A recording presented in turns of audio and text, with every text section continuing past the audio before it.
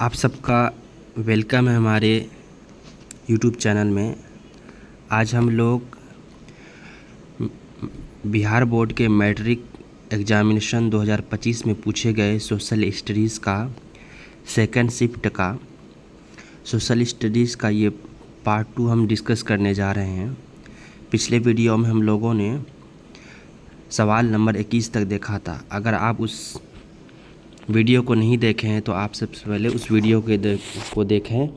हम लोग ये वीडियो क्वेश्चन को व्याख्या सहित एक्सप्लेन करेंगे, तो हमारे चैनल में बने रहें। चलिए ठीक है, हम लोग सबसे पहले 22 नंबर का सवाल पढ़ते हैं। 22 नंबर का सवाल है, मिरातुल अखबार किसने शुरू किया?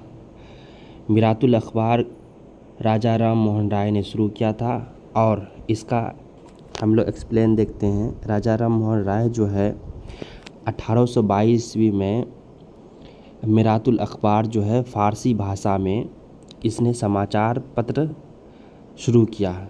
यानी कि अगर सवाल आए कि मिरातुल अखबार का भाषा क्या, तो आंसर हो जाएगा फ़ारसी। ठीक है, अब इसका एक अन्य फैक्ट देख लेते हैं।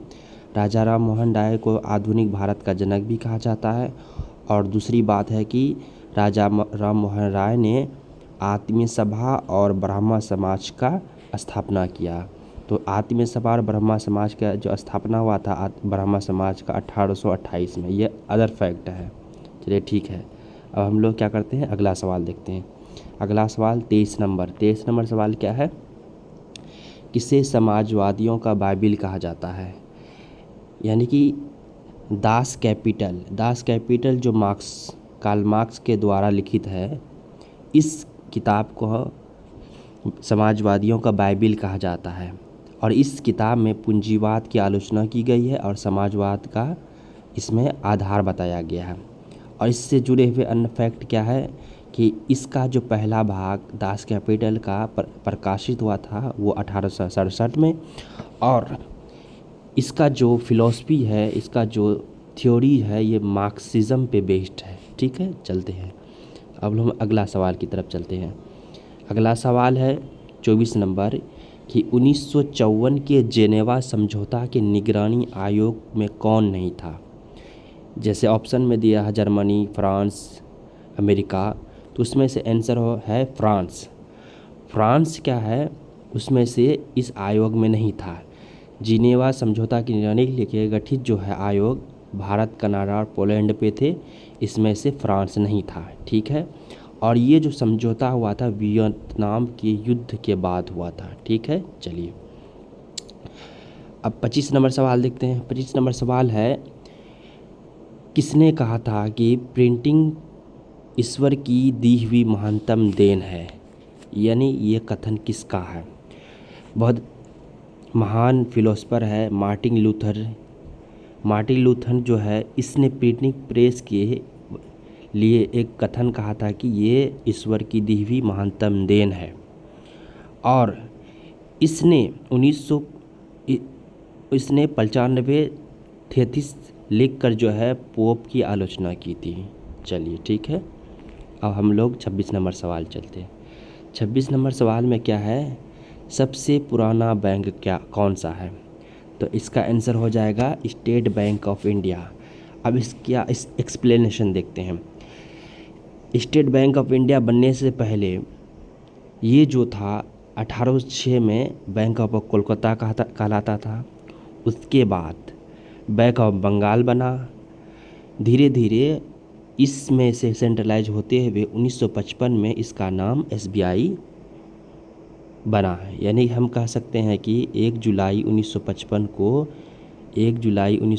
को क्या हुआ, SBI का स्थापना हुआ। चलिए ठीक है,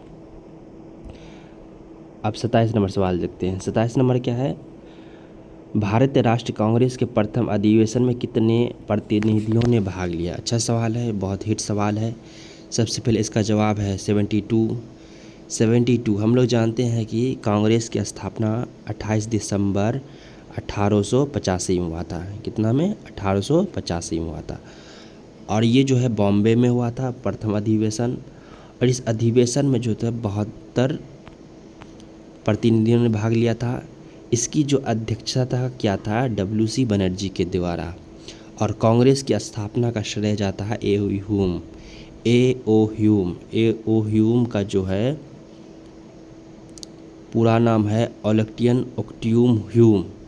इसको पशु विज्ञान का जनक भी कहा जाता है। ठीक है, चलिए हर्मिट ऑफ शिमला भी कहा जाता है ए ह्यूम को।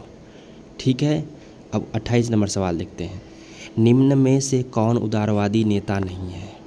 तो उदारवादी के नेता मतलब कि जो आज़ादी के लड़ाई में नरमपंथी विचारधारा का होता है, यानी कि उदारवादी का मतलब है जो जिसको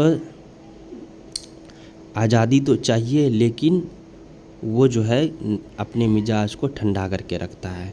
उसमें से बाल गंगाधर तिलक एक बहुत त्रिगुट फेमस है, लाल बाल पाल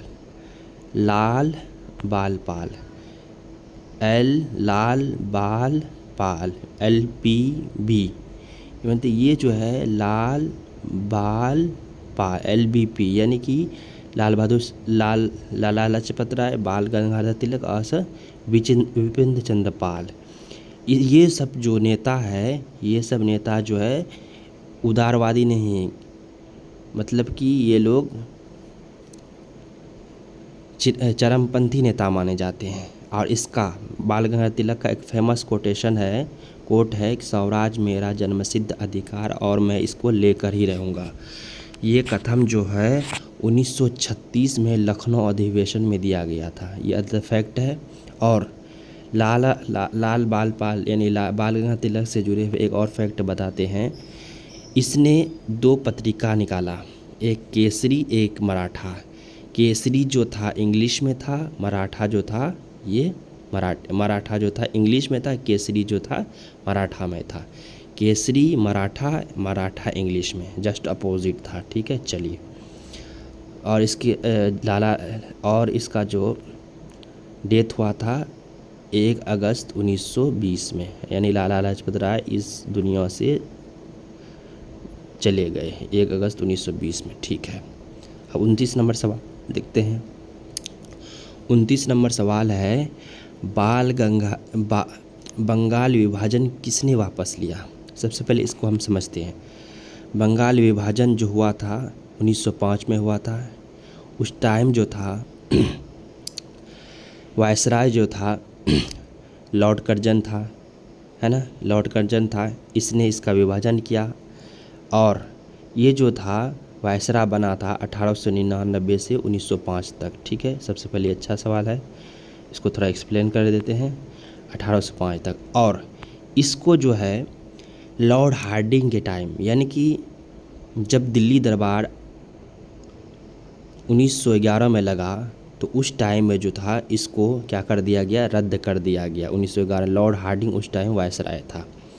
और ये विभाजन जो हुआ था स्वदेशी आंदोलन की शुरुआत होने के साथ हुआ था। ठीक है, चलिए 30 नंबर सवाल देखते हैं। 30 नंबर सवाल है मोपला विद्रोह कहाँ हुआ था? ठीक है, अच्छा सवाल है। मोपला विद्रोह 1921 में हुआ था। सबसे पहला फैक्ट है, ये कब हुआ था? 1921 में हुआ था और ये केरल राज्य में हुआ था। ये केरल के जो मालाबार तट है, इसी में मुस्लिम जो कृषक थे, ये जो ज़मींदार और अंग्रेज़ों के खिलाफ विद्रोह कर दिया और धीरे धीरे ये विचारधारा पूरे भारत में फैलने लगा। और साथ में ये जो मोपला विद्रोह था, ये भारत में चल रहे खिलाफत आंदोलन के साथ हो लिया। ठीक है दोस्तों, इस वीडियो में इतना ही। आगे पार्ट को देखने के लिए आप मेरे वीडियो में बने रहें, मेरे चैनल में बने रहें। शुक्रिया।